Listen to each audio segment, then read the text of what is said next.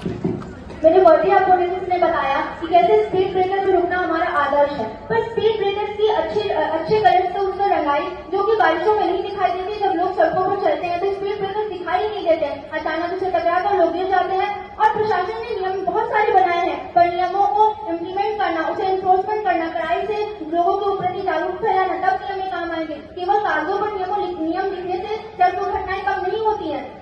और हम कई बार ऐसा देखते हैं कि रात में बहुत सारी ऐसी गाड़ियां होती हैं जो अनावश्यक रूप से सड़कों के इधर उधर लगी रहती है, उससे भी टकराकर सड़क दुर्घटनाएं होती हैं। तो इससे व्यक्तिगत सावधानी का कोई ताल्लुक नहीं, ये सिस्टम की कमी है, जिसे सिस्टम को पूरा करना चाहिए। और मैं अपने विपक्षी दलों से सवाल पूछना चाहती हूँ कि अगर व्यक्तिगत सावधानी ही सॉल्यूशन होता तो स्वीडन जैसे देशों को विजन जीरो पॉलिसी लाने की जरूरत ही क्यों पड़ती। वहाँ के सिस्टम का मानना है कि मानव दोष तो होगा ही, पर उससे किसी की जान नहीं जानी चाहिए। और इसी अप्रोच ने स्वीडन को दुनिया के सबसे सुरक्षित देशों में शामिल कर लिया है।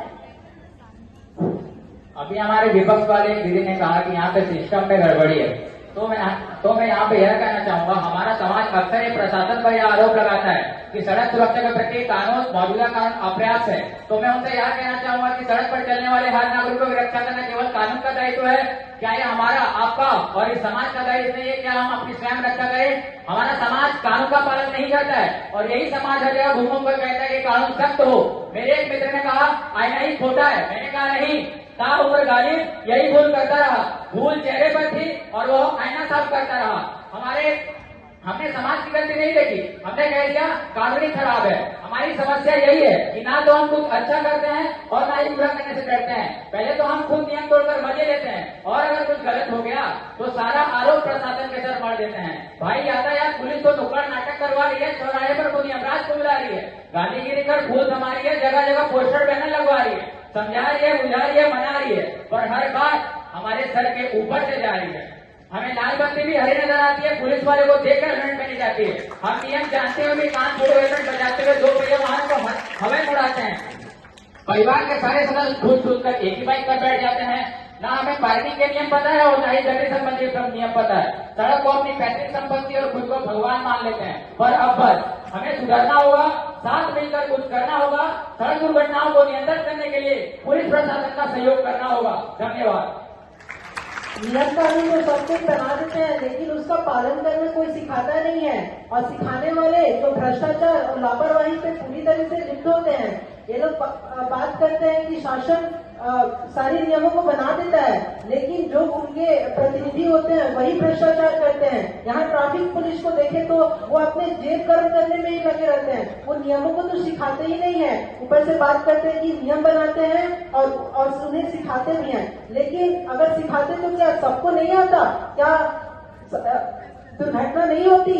नहीं होती, लेकिन लोग जागरूक नहीं हो रहे हैं। इसका कारण प्रशासन है। प्रशासन सिर्फ नियम बनाता है, नियम को पालन करना नहीं सिखाता है। यहाँ उपस्थित सभी गणमान्य व्यक्तियों और युवा शक्ति को मेरा नमस्कार।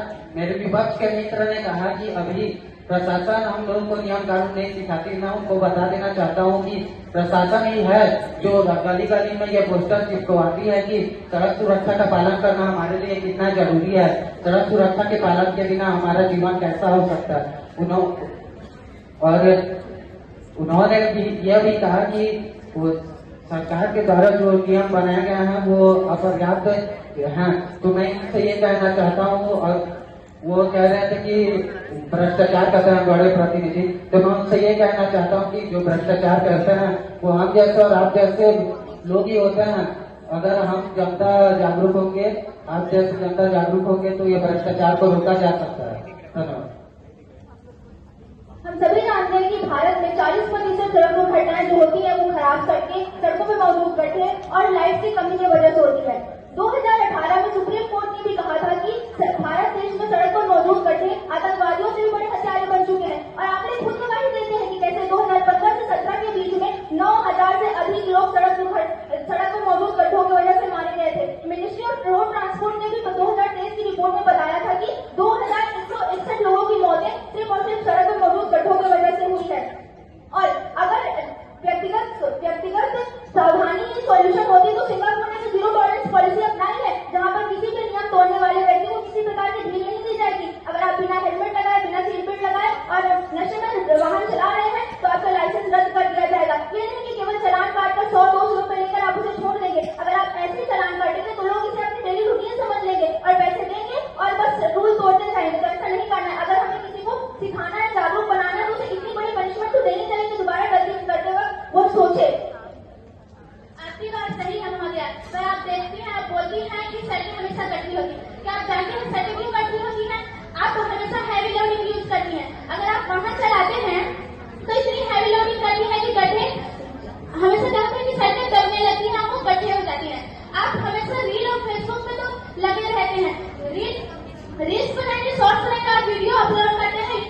पर, लेकिन आपने कभी जागरूकता को अपनाया है? आपने अपने आसपास के नागरिकों को बताया कि भाई चलो हम एकत्रित होते हैं, हमारा सड़क आज खराब है, गड्ढे हैं, हम प्रशासन से इसकी शिकायत करते हैं, तभी तो सरकार आपकी बात मानेगा। ऐसा नहीं कि आप सीधे प्रशासन के ऊपर उंगली उठाएं। धन्यवाद। जैसा कि इन्होंने कहा कि जो गड्ढे होते हैं वो गाड़ियों के सामान के भारी वजन की वजह से होते हैं, लेकिन क्या ये समस्या जापान, चाइना, अमेरिका जैसे देशों में नहीं होती? तो हमारी सड़क और उनकी सड़क में इतना अंतर क्यों है? वहाँ अगर गड्ढे हो भी जाए तो 2 दिन के अंदर उसे ठीक कर दिया जाता है, लेकिन यहाँ पर गड्ढे बड़े ही होते चले जाते हैं।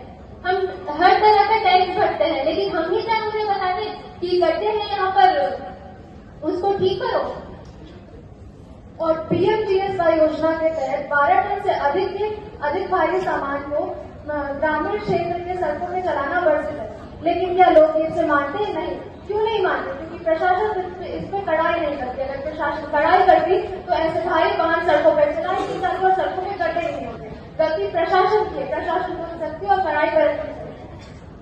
इन्होंने कहा कि विदेशों से तुलना हमारे सड़कों को की गई है कि विदेश के सड़कों में दुर्घटनाएं कम होती है और हमारे सड़कों में दुर्घटनाएं अधिक होती है। मैं ये बताना चाहूंगा कि विदेशों में कानून से डरना और पुलिसों से डरना सिखाया जाता है, हमारे यहाँ डरना नहीं सिखाया जाता। हमारे यहाँ कानून के साथ चलना और आदत के साथ रहना सिखाया जाता है। इसलिए भारत की संस्कृति और संविधान भी सर्वोच्च है। इसमें अभी राजधानी में कहीं भी लिखा था, सुने होंगे, द्वंद्व कहाँ तक पाला जाए, युद्ध कहाँ तक टाला जाए, मैं भी हूँ राणा का वंशज, फेंक जहाँ तक फाला जाए, दोनों तरफ वो भारत नहीं जिसका उठाया जाए। क्योंकि भारत के नियमों और कानूनों में जब 2019 में मोटर व्हीकल एक्ट 1988 को संशोधित किया गया था, तब सबसे ज्यादा किसी दुर्घटनाओं में कहीं कमी आई थी तो छत्तीसगढ़ में 75% कमी आई थी। आपने जैसा कि कहा प्रशासन के साथ चलना सिखाते हैं, चलना सीखते हैं छत्तीसगढ़ के लोग, तो यहाँ पे ऐसे दुर्घटना के क्रम ही क्यों आते सामने में? जब आप लोग साथ में चल रहे हैं हम लोग के साथ में, तो प्रशासन की गलती को छुपाना हमारी कमी को दर्शाता है।